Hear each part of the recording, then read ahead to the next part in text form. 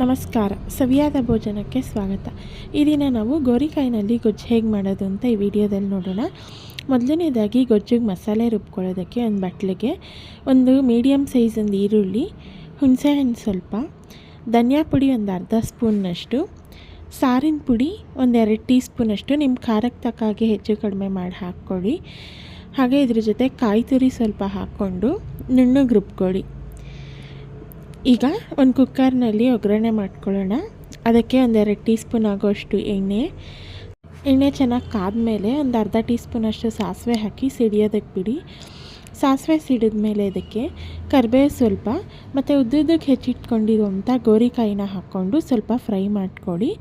ನೀವು ಗೋರಿಕಾಯಿ ಜೊತೆಗೆ 1-2 ಬದನೆಕಾಯಿ ಕೂಡ ಹಾಕ್ಕೋಬೋದು, ಇದಕ್ಕೆ ಚೆನ್ನಾಗಿರುತ್ತೆ. ಈ ರೀತಿ ಗೋರಿಕಾಯಿನೆಲ್ಲ ಎಣ್ಣೆಯಲ್ಲಿ ಸ್ವಲ್ಪ ಫ್ರೈ ಮಾಡ್ಕೊಂಡ ನಂತರ 1 ಟೊಮೆಟೊನ ಹಾಕ್ಕೊಂಡು ಮತ್ತೊಂದು ಸತಿ ಫ್ರೈ ಮಾಡಿ ಬೇಯೋದಕ್ಕಿಡಿ.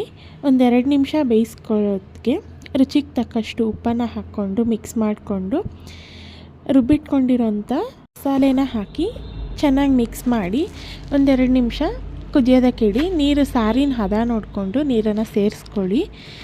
ಈ ರೀತಿ ನೀರನ್ನು ಹಾಕ್ಕೊಂಡ್ಮೇಲೆ 1-2 ನಿಮಿಷ ಕುದಿಯೋದಕ್ಕೆ ಇಟ್ಟು ಚೆನ್ನಾಗಿ ಕುದಿ ಬಂದ ನಂತರ ಮುಚ್ಚಳ ಮುಚ್ಚಿ 1 ವಿಜಿಲ್ ಕೂಗಿಸ್ಕೊಂಡ್ರೆ ಗೋರಿಕಾಯಿ ಗೊಜ್ಜು ರೆಡಿಯಾಗಿರುತ್ತೆ. ಇದೇ ರೀತಿ ನಾನು ಬೆಂಡೆಕಾಯಿ ಗೊಜ್ಜು ಮಾಡೋದು ಕೂಡ ಹೇಗೆ ಅನ್ನೋದು ತಿಳಿಸಿದ್ದೀನಿ. ಈಗಾಗಲೇ ಚಾನಲ್ನಲ್ಲಿ ವಿಡಿಯೋ ಅಪ್ಲೋಡ್ ಮಾಡಿದ್ದೀನಿ, ಒಂದು ಸತಿ ಚೆಕ್. ಈ ಗೋರಿಕಾಯಿ ಗೊಜ್ಜನ್ನು ನೀವು ಅನ್ನ, ಮುದ್ದೆ ಅಥವಾ ಚಪಾತಿ ಜೊತೆಗೆ ಸರ್ವ್ ಮಾಡ್ಬೋದು, ರುಚಿಯಾಗುತ್ತೆ. ಒಂದು ಸತಿ ನೀವು ಟ್ರೈ ಮಾಡಿ ಹೇಗೆ ಬಂತು ಅನ್ನೋದನ್ನು ಕಮೆಂಟ್ ಮಾಡಿ ತಿಳಿಸಿ. ಹಾಗೆ ಯಾರೇನೋ ಚಾನಲ್ನ ಸಬ್ಸ್ಕ್ರೈಬ್ ಮಾಡದೆ ನೋಡ್ತಾ ಇದ್ದೀರಾ, ಈಗಲೇ ಸಬ್ಸ್ಕ್ರೈಬ್ ಮಾಡ್ಕೊಳ್ಳಿ. ನಮಸ್ಕಾರ.